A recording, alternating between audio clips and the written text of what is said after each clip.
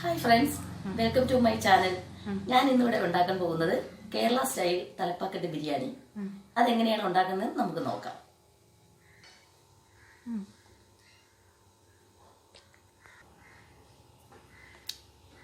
ആദ്യം നമുക്ക് അടുപ്പ് കത്തിക്കാം.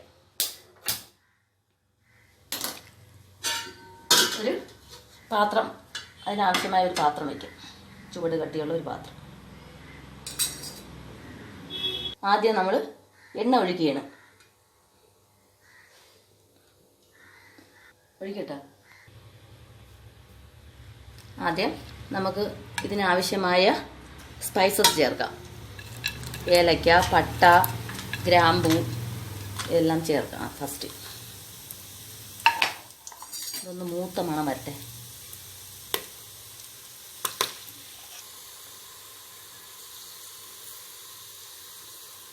അത് കഴിഞ്ഞിട്ട് നമുക്ക് ചതച്ച് വെച്ചിരിക്കുന്ന പച്ചമുളക്, ഇഞ്ചി, വെളുത്തുള്ളി, ഇത് മൂന്നും ഒരുമിച്ച് ചതച്ചെടുത്തതാണ്. ഇത് ചേർക്കാം. ഇതിൻ്റെ പച്ച മണം പോകുന്നത് വരെ നമ്മളൊന്ന് ഇളക്കി കൊടുക്കണം.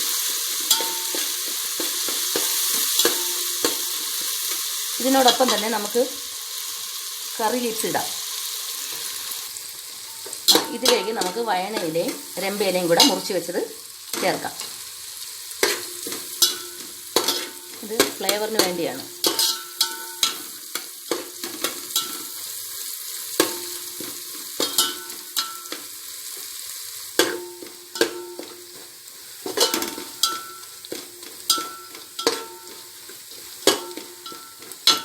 ചേർക്കാൻ പോകുന്നത് ചെറിയ ഉള്ളിയാണ്. ചെറിയ ഉള്ളി ചേർക്കുന്നതിന് മുമ്പ് എണ്ണ ഒരല്പം കുറവായിട്ടാണ് തോന്നുന്നത്. കാരണം എന്ന് വെച്ചാൽ വെളിച്ചെണ്ണയാണ് ഞാൻ ആദ്യം ഇതിൽ ഉപയോഗിച്ചിരിക്കുന്നത്. നമുക്കിതിൻ്റെ ഒപ്പം കുറച്ച് നെയ്യും കൂടെ ചേർക്കാം.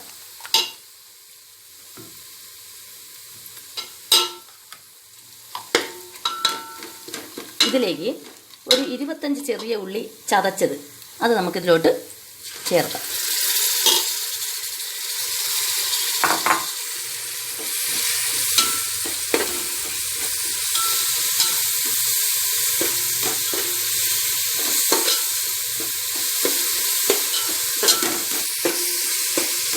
നല്ലതുപോലെ വശക്കി കൊടുക്കുക.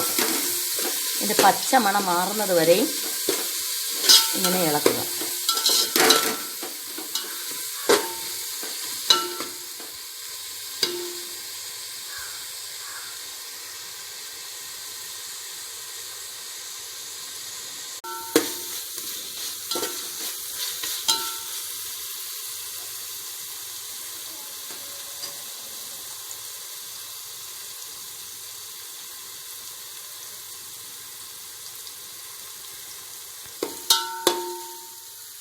പിന്നെ ഞാൻ ഇനി അടുത്ത് ചേർക്കാൻ പോകുന്നത് നമ്മുടെ ഈ ചെറിയ ഉള്ളി നല്ല ഒരുവിധം മൂത്ത് കഴിഞ്ഞു. അപ്പോഴത്തേക്ക് നമ്മൾ സവാള ഉള്ളി ഇതിലോട്ട് ചേർക്കുകയാണ്. ഇത്രയും സവാള ഉള്ളിയുണ്ട്. ഇത് ഒരു 3 സവാള ഉള്ളിയാണ് അരിഞ്ഞെടുത്തിരിക്കുന്നത്. ഇതത്രയും നമുക്കിതിലോട്ട് ചേർക്കാം. ഇതിലേക്ക് അല്പം ഉപ്പ് ചേർക്കാം. സവാള ഒന്ന് പെട്ടെന്ന് വഴന്ന് കിട്ടാനായിട്ടാണ്.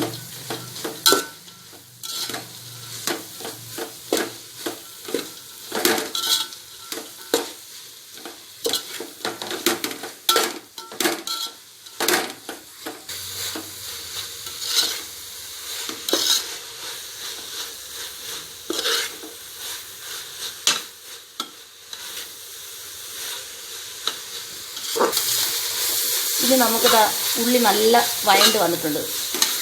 ഈ ഒരു രീതിയിൽ വഴണ്ട് വന്നിട്ടുണ്ട്. ഇതിലേക്ക് നമുക്ക് അരച്ച് വെച്ചിരിക്കുന്ന പുതിനയിലയും മല്ലിയിലയും കൂടെ ചേർക്കാം.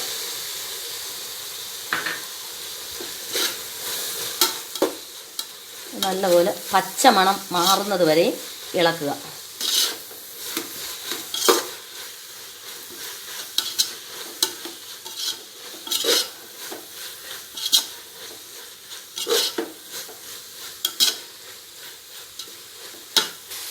ഇത് പുതിനയിലയുടെയും മല്ലിയുടെയും ഫ്ലേവർ ഒരു നല്ലതായിട്ട് നമുക്ക് കിട്ടുന്നുണ്ട്. ഇനി അതിലേക്ക് നമുക്ക് അരച്ച് വെച്ചിരിക്കുന്ന തക്കാളി, ഇത് 2 ചെറിയ ഇടത്തരം തക്കാളിയാണ് ചേർത്തിരിക്കുന്നത്. ഈ തക്കാളിയുടെ പച്ച ചുവ മാറുന്നത് വരെ നല്ലതുപോലെ ഇളക്കി ചേർക്കാം.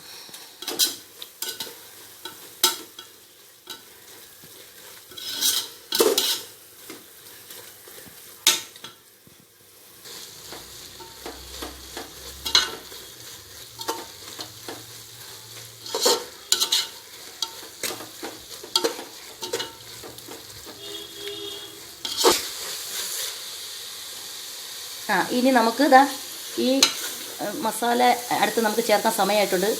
ഇത് നല്ല ഗ്രേവി ആയിട്ട് വന്നിട്ടുണ്ട് സവാള വഴറ്റിയത്. ഇനി അടുത്ത മസാല ചേർക്കാം. ഇത് ചിക്കൻ മസാലപ്പൊടിയാണ്. ഇത് നമുക്ക് ഒരു ഒന്നര സ്പൂണ് ഇതിലോട്ട് ചേർക്കാം.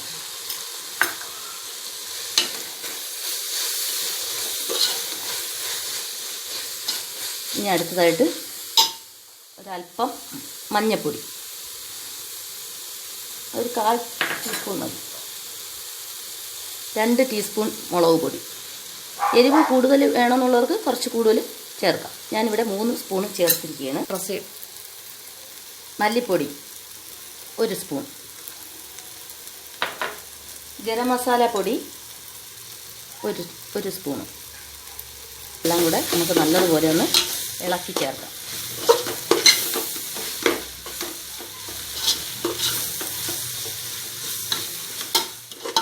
ഇതിൻ്റെ ഒരു പച്ച മണം മാറിയതിന് ശേഷം നമുക്ക് ഇതിലോട്ട് ചിക്കൻ ചേർക്കാം.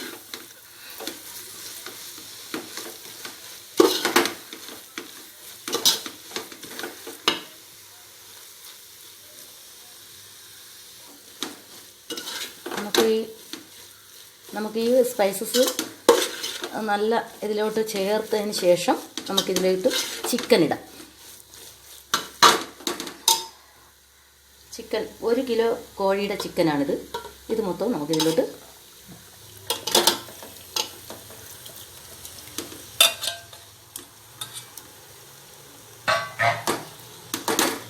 നല്ലതുപോലെ ഇളക്കി കൊടുക്കാം.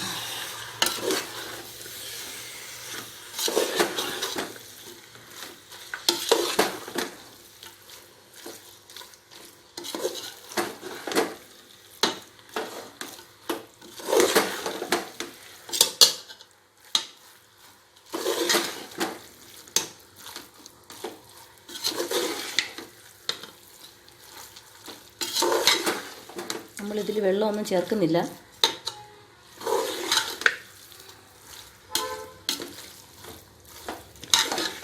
മസാല കോഴിയുടെ ഇറച്ചിയിൽ എല്ലാം നല്ലതുപോലെ ഒന്ന് പിടിക്കട്ടെ.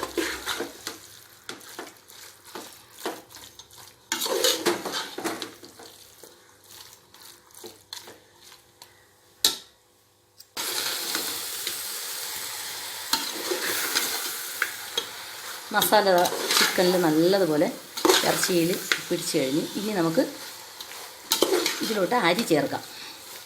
ചിക്കൻ ഇട്ടൊരു 3 മിനിറ്റ് 4 മിനിറ്റ് കഴിഞ്ഞതിന് ശേഷം ചേർക്കുന്നതാണ് നല്ലത്. നമുക്ക് ഇനി അടുത്ത് അരി ചേർക്കുകയാണ്.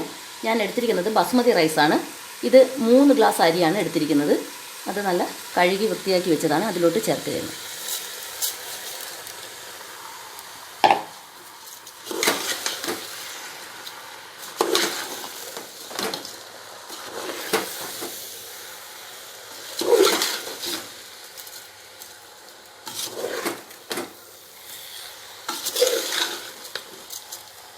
നല്ലതുപോലെ ഇളക്കി കൊടുക്കുക.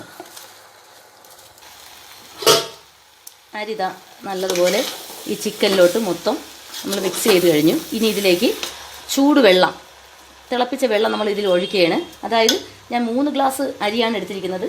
3 ഗ്ലാസ്സിന് 6 ഗ്ലാസ് വെള്ളം നമ്മളിതിൽ ഒഴിക്കണം.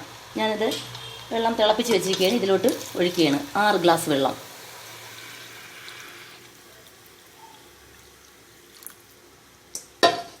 നല്ലതുപോലെ ഇളക്കി കൊടുക്കുക.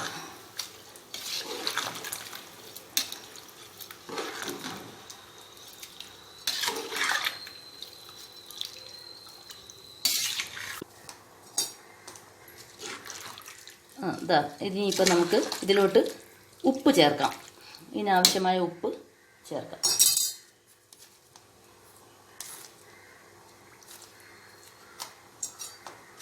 ഉപ്പ് ചേർത്തതിന് ശേഷം നമ്മൾ ഇടയ്ക്കൊന്ന് ഉപ്പുണ്ടോ എന്ന് നോക്കണം, ടേസ്റ്റ് ചെയ്ത് അതനുസരിച്ച് ഉപ്പ് ഇതിൽ ചേർക്കാം.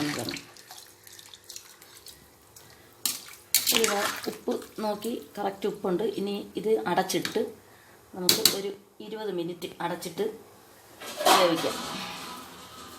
ഇതിൻ്റെ മേളിലൊരു വെയിറ്റ് വയ്ക്കാം. ആവി പോവാതിരിക്കാനായിട്ട് ഒരു വെയിറ്റും കൂടെ വയ്ക്കുകയാണ്. 20 മിനിറ്റ് കഴിഞ്ഞിട്ട് തുറന്ന് നോക്കാം. 25 മിനിറ്റ് കഴിഞ്ഞിട്ടുണ്ട്. നമുക്ക് ഈ വെയിറ്റ് എടുത്തൊന്ന് മാറ്റാം. ബിരിയാണി എങ്ങനെയുണ്ടെന്ന് നോക്കാം. നമ്മുടെ ബിരിയാണി റെഡി ആയിട്ടുണ്ട്. നമുക്കിതിലേക്ക് ഫ്ലേവറിന് വേണ്ടി 2 സ്പൂൺ നെയ്യ് ഇതിൽ ചേർത്ത് കൊടുക്കാം. ഇതിലോട്ട് നമുക്ക് ഗാർണിഷ് ഇടാം. നമുക്കിതിലേക്ക് മല്ലിയിലയും പുതിനയിലയും ചേർത്ത് കൊടുക്കാം.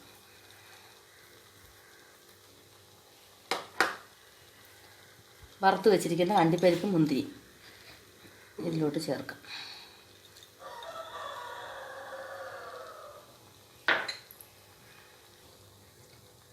നമുക്കിനി ഇത് വിളമ്പുന്ന പാത്രത്തിലേക്ക് മാറ്റാം.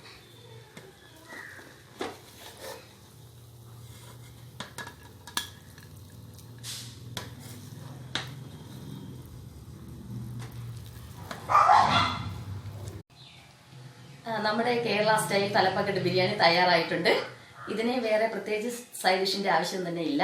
നിങ്ങൾക്ക് ഇത് ഇഷ്ടപ്പെട്ടെങ്കിൽ ഈ ചാനൽ സബ്സ്ക്രൈബ് ചെയ്യുക.